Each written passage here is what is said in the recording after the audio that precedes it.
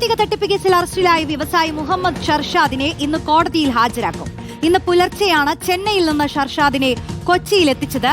40 ലക്ഷം രൂപ തട്ടിയ കേസിലാണ് Ernakulam town south police arrest ചെയ്തത്. പെൻഡ പ്രൈവറ്റ് ലിമിറ്റഡ് എന്ന കമ്പനിയുടെ പേരിലാണ് തട്ടിപ്പ് നടത്തിയത്. അർജുൻ മട്ടന്നൂർ നൽകും വിശദാംശങ്ങൾ. അർജുൻ, എപ്പോഴാകും ഈ ഷർഷാദിനെ കോടതിയിൽ ഹാജരാക്കുക?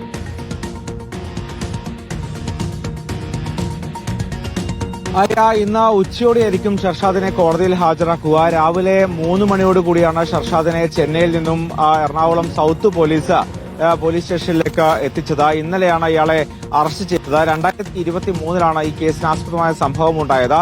അതായത് കൊച്ചി സ്വദേശികളായ 2 പേരിൽ നിന്ന് ഏതാണ്ട് 40 ലക്ഷം രൂപയാണ് ഇയാൾ തട്ടിയത്. ഇയാളുടെ നേതൃത്വത്തിലുള്ള പെൻഡ പ്രൈവറ്റ് ലിമിറ്റഡ് എന്ന കമ്പനിയിൽ നിക്ഷേപം ആവശ്യപ്പെട്ടുകൊണ്ട് 24% ലാഭവിഹിതം, അതോടൊപ്പം തന്നെ 5% ഷെയർ, 5% റിട്ടേൺ ഒക്കെ തന്നെ വാഗ്ദാനം ചെയ്തുകൊണ്ടാണ് 40 ലക്ഷം രൂപ നിക്ഷേപമായി സ്വീകരിച്ചത്.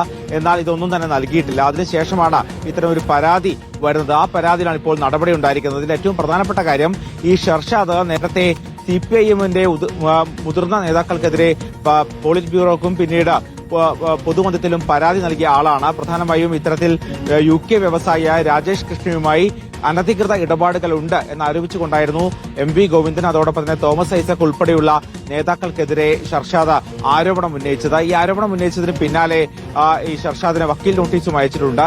എന്തായാലും അതിന് പിന്നാലെയാണ് ഇത്തരത്തിലൊരു സാമ്പത്തിക ഇടപാട് കേസിൽ ഇയാൾ അറസ്റ്റിലാകുന്നത് എന്ന പ്രത്യേകതയുമുണ്ട്. എന്തായാലും ഉച്ചയോടുകൂടി ഷർഷാദിനെ കോടതിയിൽ ഹാജരാക്കും.